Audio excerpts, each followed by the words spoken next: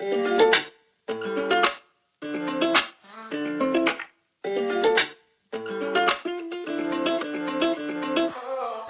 over, joined in the line, jaw dropped, you wearing all white. Wonder when you got so fun.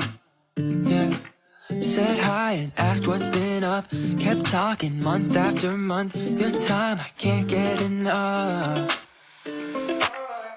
Not alone anymore. You could be the one I'm looking for. You could be the one my heart adores. Got me in my head, yeah. Don't need second. Hello, my lovely pro ladies and gentlemen. It's been so long since I've had a chance to talk to you, just me and you, one-on-one, or one-to-many. It's been a while since I've done a solo episode, but I've been through a lot and I've been really busy. We're in the first half of We actually just completed the first half of the year. It's June. And so I'm just gonna use this time to talk about what I've been up to and what you can look forward to coming up. So I'll first start by saying that I had Honeybee auditions and surprise, surprise, I made the team again. Yay! So I'll be a Honeybee again for a second season. I'm super excited. I'm so excited just to be a vet. I think in your rookie season, everything's new. We also had a lot of changes last year. New leadership, new coach. I was new. So we were all figuring it out together. And I think going into this season, knowing how things work, like having gone through a full season, I'm way more prepared and know what's to come. And I think that gives me some peace. But I'm also looking forward to being a person that the rookies can lean on. I definitely had that in my rookie season, and I want to be that for the rookies coming in. And I can't wait till we do that. And we do have the summer off, so I'm excited to continue doing the things that I'm doing, such as teaching classes, which I'll get into, and continuing to do this podcast. I have a lot going on. So I'm really using the summer to catch up on and get ahead on a lot of things that I probably will have to put on hold once the season starts. So that I am really looking forward to. So you'll probably see us at appearances and things like that. We had the draft party and we got our new draft picks. So there'll be things that I'll be doing, but not practices or games until the fall comes. So I kind of like that, being able to have the summer off and travel and not have to worry about, oh, am I missing practice? Am I missing a game? Am I missing this important event that is mandatory to be at? I can get braids in my hair for the summer if I go to the beach. I'm free to do those things, but once the season starts, it's like it starts and then we're going full on until March. So yeah. Okay, so let's talk about auditions a little bit. I want to talk about a couple of different things about auditions. One of the first things I want to talk about is being locked in at auditions and how you have to balance being locked in and having fun. This year, I actually made a post that I didn't post. I made a social media video about how I wanted to stay away from social media during this audition season and how I wanted to really focus. And I feel like social media has really captured my mental lately. I find myself scrolling. And I think naturally being on a team, you're wanting to be on social media a little bit more because you see what other teams are doing. You want to do the trends. And like, this is such a finite point in your life where you are a dancer and you dance for you can say you dance for an NBA team and you want to do what you can while you're in uniform and you want to have all the experiences. You want to do the trends. And I'm somebody that once I start doing that, I can like get sucked into it and want to do more. And that's what social media is designed to do. It's designed to keep you on the app. It's designed to keep you wanting more. But I also have figured out lately that it's been messing with like my memory and my ability to socialize in public. And I feel like I can be really awkward sometimes. And I don't try to be. And I'm just like, am I just really self-aware knowing that I'm really awkward now? But I kind of feel like I've always been awkward, but I feel like now it's exacerbated. And so I told myself that I wanted to stop social media. And I kind of resisted being on social media as much as my teammates were in the beginning of last season as a honeybee. And then I kind of got sucked into it because people wanted to do these trends, and it was just so fun. And it's just so fun. And I saw how much they were on it, and I was just like, oh wow, like maybe I should jump on this train, but like not to follow, but just I do have this brand and I do have the professional cheerleader. I have the podcast, so I said, okay, maybe I should be posting more and kind of like jumping on this because, like I said, it is such a finite piece of my life. I'm not gonna be doing this for like 10 plus years, at least as a dancer. So yeah, I say all that to say, I wanted to kind of pause social media right when I got to semifinals. I made that video. I did not post it because I started saving stuff on TikTok, like, ooh, I should do this trend when it comes to auditions. Ooh, I should do this trend. And then I was like, okay, if I post this, I'll be a hypocrite because I have all these things saved and I want to do all these things. And I guess now was just not the time. So I did, in a sense, limit myself to social media a little bit, especially at the arena while we were at prep classes, things like that. I tried not to be on my phone. I tried to be present in the present moment. And as soon as we start learning, although I knew a lot of the dances that we did, there were little tweaks here and there, I still had to relearn it and I still had to lock in. And there's this balance you kind of have to have when you are going through this audition process, when you have to lock in, but also have fun. Like, you don't want too much of one. You don't want too much of one spectrum. You don't want to be having too much fun where you don't feel like they don't feel like you're taking it seriously enough and you're just kind of lollygagging and like just being loud and obnoxious and just being not serious about it. But at the same time, you want to show that you're serious and that you can lock in, really focus, and give it your all while also having fun. So you just kind of like have to be in the middle, and that's what I tried to do. So I tried to be intentional with talking to the other girls, especially the ones that maybe have come to my classes or that I knew previously, or girls that have come up to me and say, hey, I listened to your podcast, or just introduce themselves to me. I try to be really intentional about that and talking to the other aspiring pros in that world. Well, also, I haven't seen my teammates in a while, so like talking to them, but knowing when to shut it down and like focus and stay locked in on what the task is at hand. It's a balance, and some people do it well and some people don't, but it's just something that I found myself really having to consider a lot. Like, okay, am I locked in right now? Is this a time for me to have fun and be a little silly? So yeah.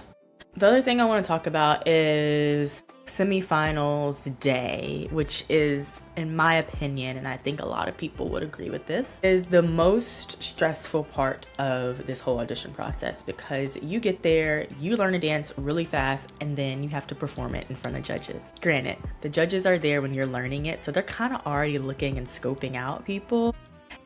And they know that you just learned it, so they want you to know how to recover and pick up choreography and figure out. It's kind of like a mental exercise. That's what I think semifinals is, at least for us. It is a mental exercise. And boy, let me tell you, they were testing my mental all that day.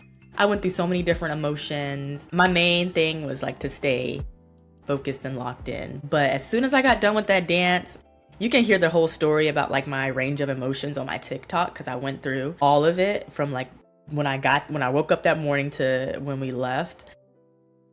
My TikTok is thepro.dancer. So go check it out on there. And so, yeah, I just went through so many stages of emotions, because it is just the thought of like, oh, do I have to be perfect? Kinda. But do I have to not? No, I don't. You know, I can be imperfect in this moment when I'm performing. I just learned it. I have to give myself grace. And it's constantly telling myself, you can do it. Do your best, but give yourself grace.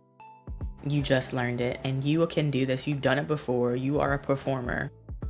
But I think in my mind, the biggest thing for me was like, okay, don't blank out like you did last year. And I didn't as bad as I did last year. There were a couple moments here and there. We got to do it twice. There were a couple moments where, you know, I blanked out, but it wasn't like it was catastrophic. And everyone at some point messed up. If I talk to a girl, they probably say at some point they maybe missed something. So we were all going through it at that point. And yeah, it just is what it is. So that was auditions. Finals was a lot of fun. We added in a production element, which was so fun. We got to do videography, and we had a photographer there taking our photo in our uniform, and it was so fun to be able to do that for a day and then get to practice.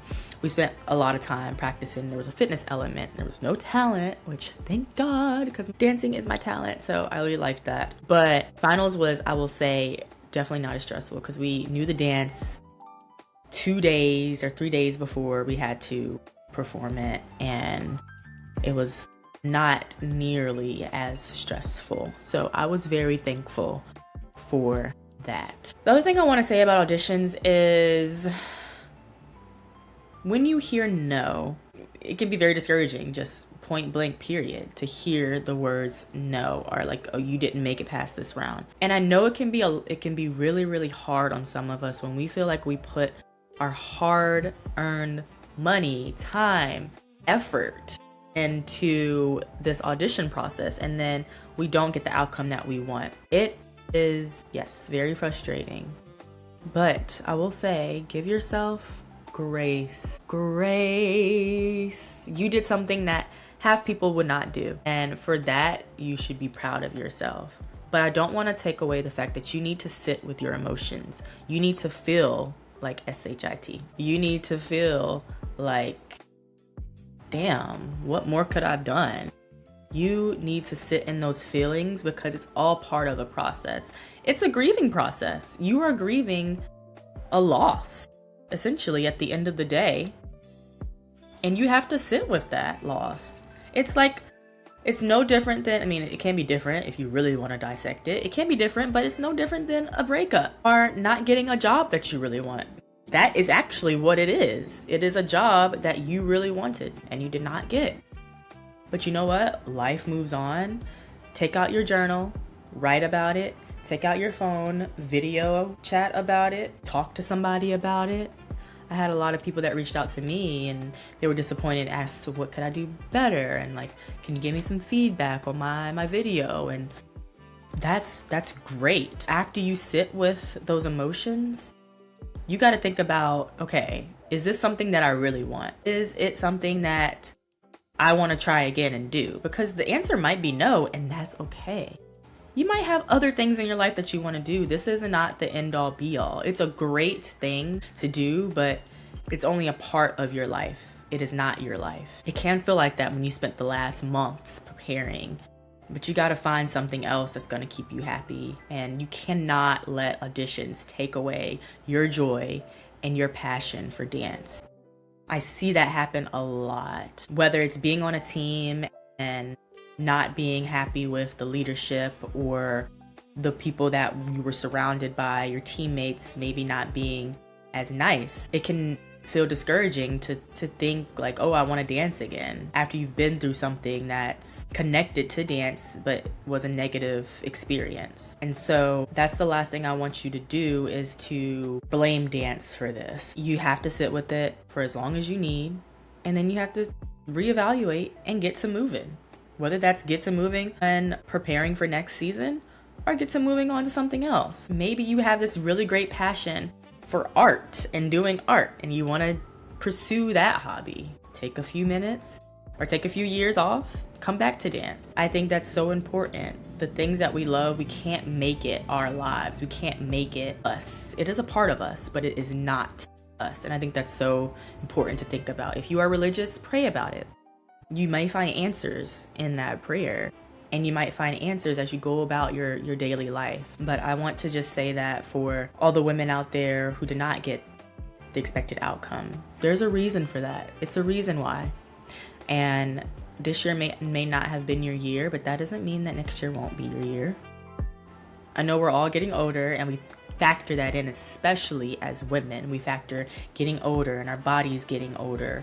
You gotta continue to stretch. That's a real factor to being a dancer. You gotta continue to stretch. You gotta continue to stay active. And that's just healthy overall for your overall well-being. So yeah, that's what auditions were kind of like in a nutshell. The other thing that I've done in this time is I finished the TopCats alumni era series, which has been so fun. Let me tell you, if you don't know, I was a former TopCat, and they had their 30th year anniversary of the TopCats last year is when they celebrated. So after that happened, the alumni organization asked me if I wanted to host a podcast sub-series with TopCat alumni who would talk about their experiences as a TopCat and anything they wanted to share, advice or stories that they wanted to share with my audience, who is comprised of former pro cheerleaders, alumni, aspiring pros, a lot of aspiring pros, current pros. And I thought that would be great. It was an honor for sure. And I'm glad that it's out there. So it's out there for everybody to listen. And I've gotten so much great feedback on it. And I want to thank you if you are listening to this and you've already listened to an episode or all episodes, praise you. But thank you for doing that. And if you liked any episode, please, please, please, it would mean the world to me if you left a review. And it has to be on Apple Podcasts. So I hope you have Apple Podcasts to leave that review, or you can leave a comment on Spotify. I know a lot of you have Spotify. So that would mean the world to me if you did listen to, hell, a minute of a podcast episode and you liked that minute, or something that moved you, got you thinking about something deeper. And if you haven't listened, they're up on the Imperfect Cheerleader podcast and you can go there and listen to them. Okay. So yeah, that was amazing. I also did a live podcast episode, which I never had done before, at the Beyond the Field event with TopCat alumni. And it was Beyond the Field, Rally, Restore, and Rise. And they did yoga, they did line dancing. I had my podcast there. They had different vendors. And the vendors were TopCat alumni who maybe worked at specific businesses, or they had businesses that they wanted to promote. So that was really fun. They also have food, which I was not expecting, but that was a really nice treat too. So yeah, I will be releasing that episode soon. But that was amazing to get to talk to even more TopCat alumni. And those women are incredible. I told them this in an email I sent just to thank them for their time, for being part of the series. They're my big sisters. And I feel like we are so lucky to be part of this sisterhood. But these women, they're so incredible, each in their own way. And I look up to them so much. There's so many amazing women out there that I have not even gotten a chance to speak to. But the ones that I have, the ones that are in Charlotte that have been at that event, I'm like, oh my gosh, there's so many of y'all. I need to meet more of you. And I can't wait till we have the next alumni event. If I can actually participate, I'd have to be retired from the HBs first. But anyway, yeah. Performance, that is. Performance. So yeah, that's what I've been up to when it comes to auditions and podcasting and alumni events. Also, I know you all probably have watched DCC on Netflix, the new season out, season 3. I have some takeaways from it, and I can talk about those a little bit now. One of them was the social media, the girls on social media, and it affecting their mental health, and people constantly talking about them on social media and picking apart every little thing and saying, oh, they're not in line. Ooh, what is this girl doing? What's ponytail girl doing? And that's why I said at the beginning, sometimes you just gotta get off social media because it can affect your mental health. And those girls aren't even asking to be famous. Some of them are influencers, some of them are social media, TikTok famous, but most of them I would think came there to dance. And I think this was said multiple times during the series, because the show has gotten so big, our girls there for the right reasons, and you just never know. But that's part of it. When you are part of an organization like this, people are weird and they're going to talk about you, and it's all about how you respond to it. And you have to really have a good relationship with your phone, to be able to put it down and have a boundary with your phone. So I thought that was interesting. And then deciding to leave.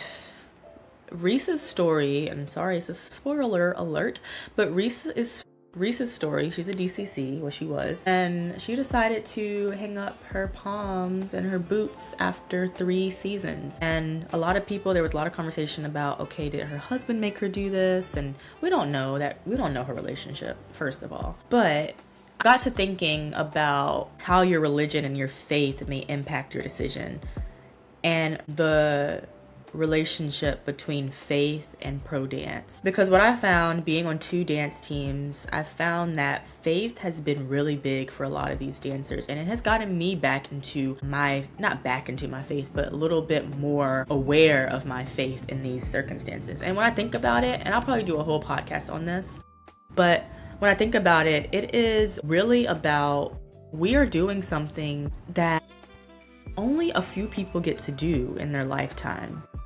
We're part of this unique class of pro dancers, and that by itself is something that is ordained by God. He chose you to be part of this special group and a special purpose, and in a way to glorify Him or bring you closer to Him or whatever. But I also just think about how big it is, like how much of a big deal it is, and how transformative it can be for a lot of people.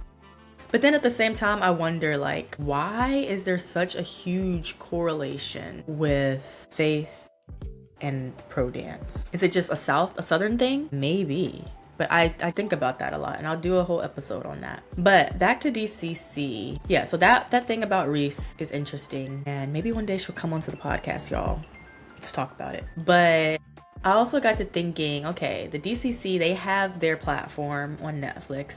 A lot of their girls have been able to monetize on social media, get brand deals, and like that has been able to replace their, whatever their 9-to-5 income is or was. But at the same time, they're also getting paid more because of last season and what happened with the pay raise.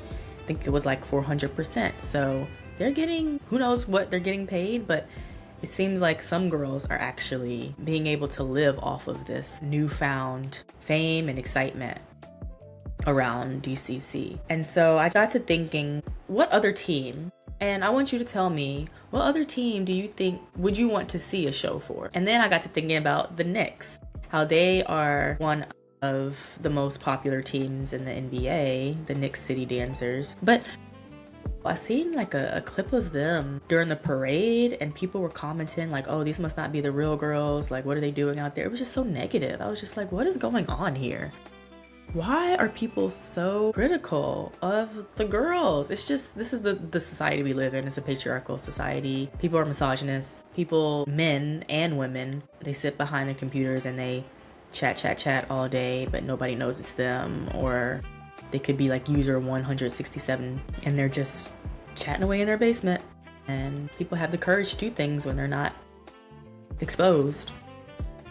So anyway, I say all that to say, like, what other team would y'all want to see a show for? The Honeybees. Maybe one day. But yeah, there's also this account on Instagram called Hardwood Dancers, and they feature a lot of what's going on in the NBA dance world, which is so cool. They named, and I think people voted, but they named my teammate and friend Amina Rookie of the Year.